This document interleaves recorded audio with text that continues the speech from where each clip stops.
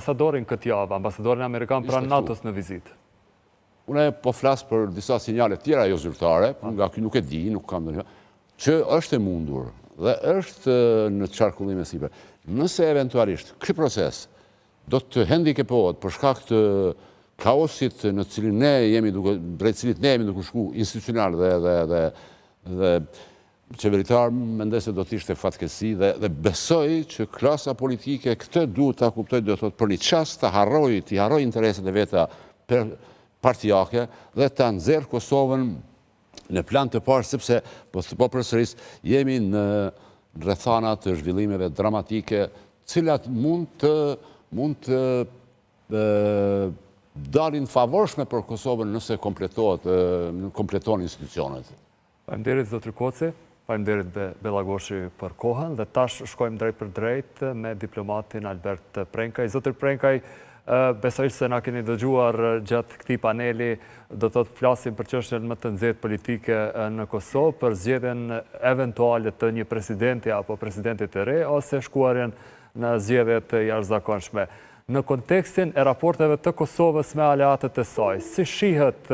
Kosova momentalisht, duke ditur se më shumë se një vit është e zhytur në krizë politike? Po pas rupturës të sistemit vjetër, të rendit të vjetër botëror, bota gjendet në një kaos të përgjithshëm dhe Kosova është në kaosin e saj të brendshëm, e cili kaos zgjat tash më tepër se një vit, që tregon pa aftësi politike për të ndërtuar institucione funksionale, legale dhe legjitime, të cilat mund të përfaqësojnë Kosovën në arenën ndërkombëtare. Ne kemi parë para disa kohe abstenimin e komisioneres KOS për të ardhur në Kosovë, për të biseduar për procese të ndryshme që kanë të bëjnë në mes të BE-s dhe Prishtinës zyrtare, ajo abstenoi me arsyetimin se Kosova nuk ka institucione funksionale me të cilat mund të negocioj. Pra, me shtetet mike, Kosova është, për mendimin tim, totalisht e papjekur politikisht, e pa kryer institucionalisht, me të cilin është vështirë dhe nuk ka levë me të cilin duhet dhe mund të bisedohet apo të negociohet.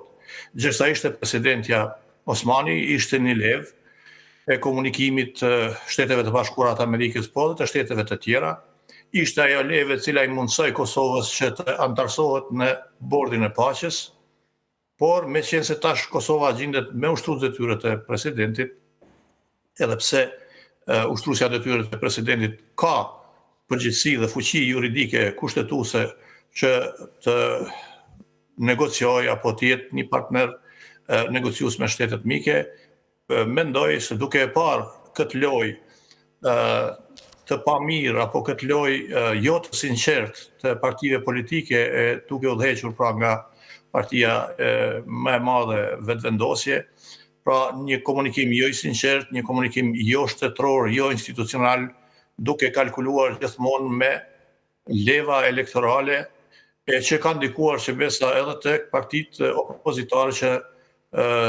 të sillen pothuajse në të njëjtën mënyrë duke bërë kalkulime elektorale.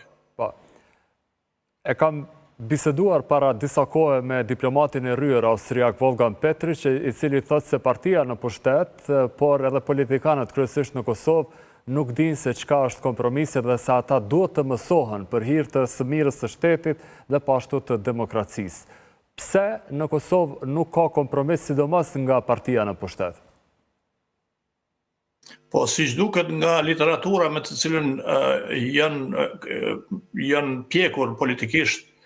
këta njerëz të kësaj lëvizje politike që ndjekin këtë ideologji politike që thirrën në progresivizëm, e kanë kuptuar demokracinë në format të cilat po ekzistojnë në botë, për shembull në sistemin elektoral britanez kemi first past the post, pra i pari merr të gjitha,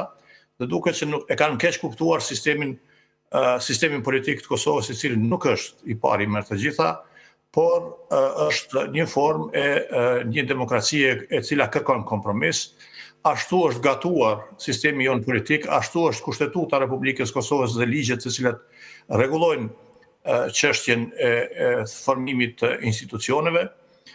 dhe duke u nisur nga kjo premis, unë kujtoj se është bindje e thellë, bindje e pa thyeshme që partia e cila merr shumicën duhet t'i ketë në dispozicion të gjitha nivelet më të larta institucionale të Kosovës, e që me rastin e Kosovës kështu nuk është. Pra nuk kemi sens të kompromisit, është vështirë që në këtë moment, në këtë konstelacion politik të kërkohet kompromis, por më duhet të them se në të kaluarën Kosova ka funksionuar me kompromise që nga çlirimi, në kohën kur është administruar edhe nga UNMIK-u, por edhe në kohën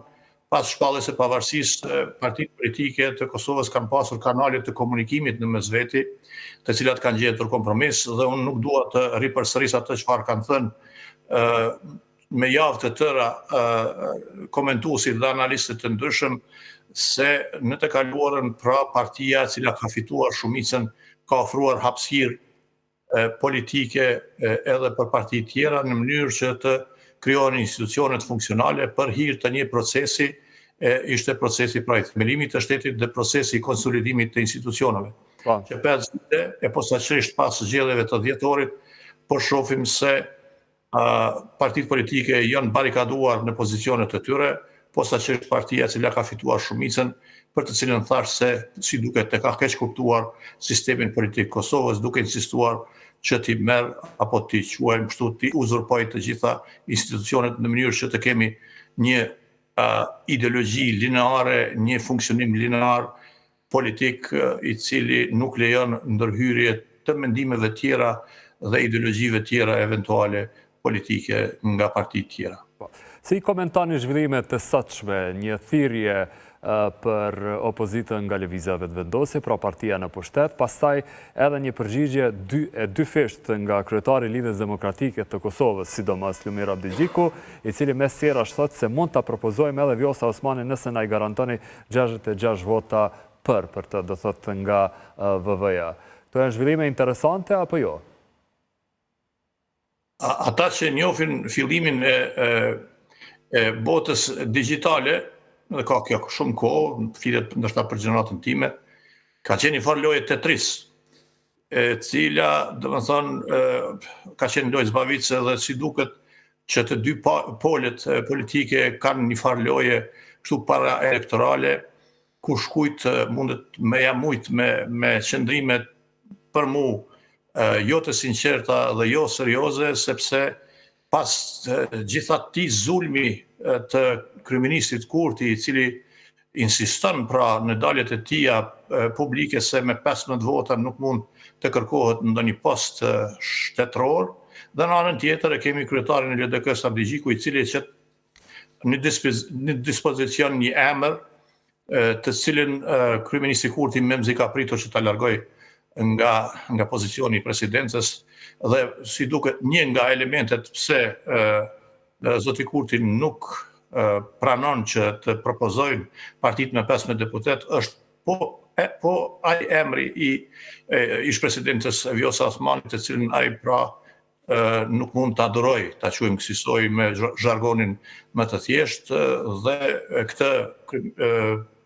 kryetari i LDK-s Abdigjiku e di dhe e qet si emër sa për të humbur kohë, për të blerë kohë, ta quajmë kësaj. Mirëpo unë mendoj se edhe përkundër disa analizave të aspektit juridik, pra se si mund të propozohen emrat, nëse propozohen 3 emra siç i ka kërkuar zoti Kurti, është e vështirë që në aspektin juridik të aplikohet çfarëdo mundësie e re e propozimit të emrave. Po të ishin propozuar emra 3, siç kërkon kryeministi Kurti, do të vazhdoj kjo saga, kjo loja para elektorale, por mendoj që po të kishin dalë opozita me emra konkret, ashtu siç po kërkon dhe po pretendon publikisht para publikut që të ja lefojnë opozitës, mbase edhe ishte Diego Loja, ta quajmë kësaj, dhe ishim shku gjithsesi në zgjedhje, mirë po blofi i kryeministit Kurti ishte dalë kështu publikisht për opinionin publik dhe kishte pas sigurisht ndikim edhe në procesin zgjedhor dhe në rezultatin zgjedhor, kurdo që të